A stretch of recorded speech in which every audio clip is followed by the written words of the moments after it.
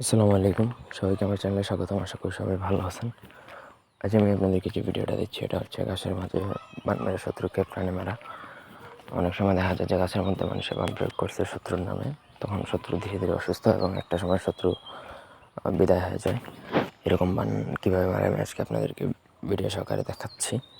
তবে এবারের মধ্যে যে নকশাটা প্রয়োগ করা হয় সেটা আমি এখন আপনাদেরকে দিব না। এটা একান্ত যদি প্রয়োজন হয় আমার সাথে হোয়াটসঅ্যাপে যোগাযোগ করে বা ইমোতে যোগাযোগ করে নিতে হবে, বা ব্যক্তিগত যে কোনো প্রয়োজন বা যে কোনো কাজের জন্য স্ক্রিনে দেওয়া নাম্বারে সরাসরি ফোনে হোয়াটসঅ্যাপে বা ইমোতে যোগাযোগ করে নিতে পারবেন। স্ক্রিনে দেখুন একটা পুতুলের মতন আকৃতি, সেটা কাফনের কাপড় দিয়ে মোড়ানো এবং ওই পুতুলটার ভিতরে যার উপর বানটা প্রয়োগ করা হবে তার ওই নকশা দেওয়া আছে এবং তার নাম সহকারে ওই নকশাটা লেখা আছে। ওই নকশাটা ওই পুতুলের ভেতরেই, তারপর লোহার মতো পেরেক ওই পুতুলের পা অথবা যেখানেই আপনার খুশি সেই জায়গা বরাবর, বুকের মধ্যে মারলে বুকের মধ্যে বান লাগবে, পায়ের মধ্যে মারলে পায়ের ওই বরাবর গাছের মধ্যে বিধিয়ে দেওয়া হচ্ছে। স্ক্রিনে দেখতে পাচ্ছেন আমি বানটা প্রয়োগ করছি যেভাবে।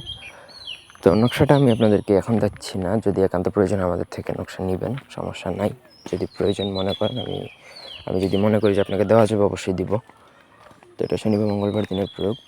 কাফনের কাপড় দিয়ে আপনি একটা পুতুলের মতন বানাবেন, ওই পুতুলের ভিতরে ওই নকশাটা ঢুকাবেন, নাম সহকারে লেখা নকশাটা ঢুকাবেন। ঢোকানোর পর আপনাকে একটা গাছের মধ্যে নির্জন যে কোনো জায়গা বেছে নেবেন, নাহলে ওই গাছ থেকে ওটাকে যে কেউ উঠে ফেলতে পারে। তারপর একটা লোহা বা পেরেক যেগুলো বলা হয়, একটা হাতুড়া দিয়ে ওই মূর্তির মতন যেটা বানালেন সেটা আপনি গাছ বরাবর সেট করে আপনি ওটার বুক, হাত, পা যে কোনো একটা জায়গা বরাবর আপনি বিঁধে দিবেন, একটা বা দুইটা দিয়ে। ব্যাস আপনার কাজ শেষ। আসল কাজ করবে কিন্তু হচ্ছে আপনার গাছে বিধার কারণে এবং ভিতরের মধ্যে যেই নকশাটা থাকবে ওইটার কারণে। ব্যাস যখন পুঁতবেন ওই দিনই বান লেগে যাবে সঙ্গে সঙ্গেই। তারপর যত দিন যাবে তত শত্রুর অবস্থা বেহাল হবে এবং একটা সময় শত্রু প্রাণে মারা যাবে, এটা একদম গ্যারান্টেড। খুবই ভয়ঙ্কর এটা। তো এই ভিডিওটা বা এই নকশাটা প্রয়োগের অনুমতির জন্য অবশ্যই আমার সাথে যোগাযোগ করবেন। নকশাটা নিতে হলেও আমার সাথে হোয়াটসঅ্যাপ অথবা ইমোতে যোগাযোগ করতে হবে। তারপর যদি আমার বিবেচনা করে মনে হয় যে আপনাকে দেওয়া যাবে তাহলেই দিব, কারণ এটা খুবই ভয়ঙ্কর বান, যেন তেন কেউ এটা দেওয়া যাবে না।